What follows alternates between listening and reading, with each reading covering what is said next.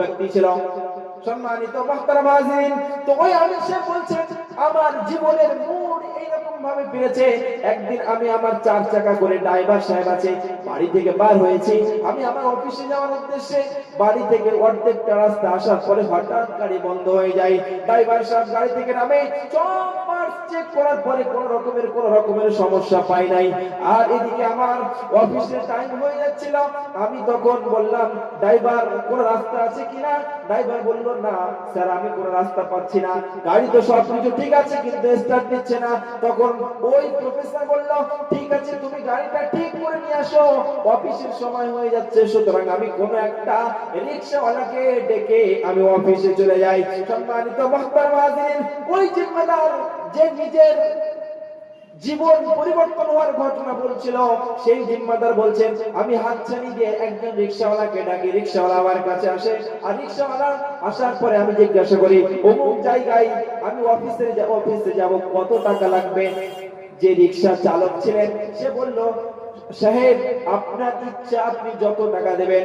সুতরাং আমি গাড়িতে চেপে গেছি আর দেখছি যে ওই যে রিকশাওয়ালা প্রত্যেকটা পেট্রোল ভরায় আর বলে সুবহানাল্লাহ, পেট্রোল ভরায় বলে আলহামদুলিল্লাহ, হাতে একটা তাসবিহ আছে, প্রত্যেকটা পেট্রোলে আলহামদুলিল্লাহ, আল্লাহু আকবার, সুবহানাল্লাহ, আলহামদুলিল্লাহ। আমি অবাক হয়ে গেছি। আজ বহুদিন ধরে আমি ঘোরাঘুরি করি, অনেকগুলো রিকশা দেখেছি, রিকশাওয়ালা দেখেছি, কোন রিকশাওয়ালা এই রিকশাওয়ালার মতো পাই নাই।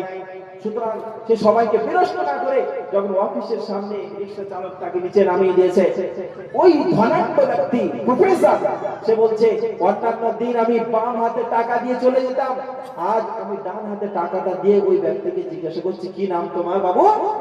বলছে, আমার নাম আব্দুস সালাম। কেমন আছো? যখন প্রফেসর আব্দুস সালামকে বলছে কেমন আছে বাবু, প্রফেসর বলছে, প্রফেসর এই তখন রিকশা চালক বলছে, প্রফেসর স্যার, যদি দুনিয়াতে দুটো মানুষ যদি সব চাইতে সুখী থাকে তার মধ্যে আমি একদম এক।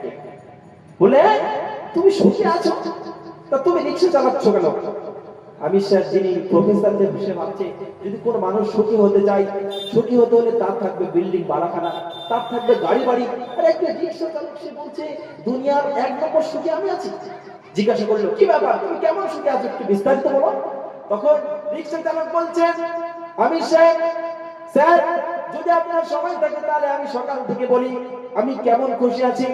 তখন স্যার বললেন, বলো তুমি আব্দুস সালাম কেমন খুশি আছো?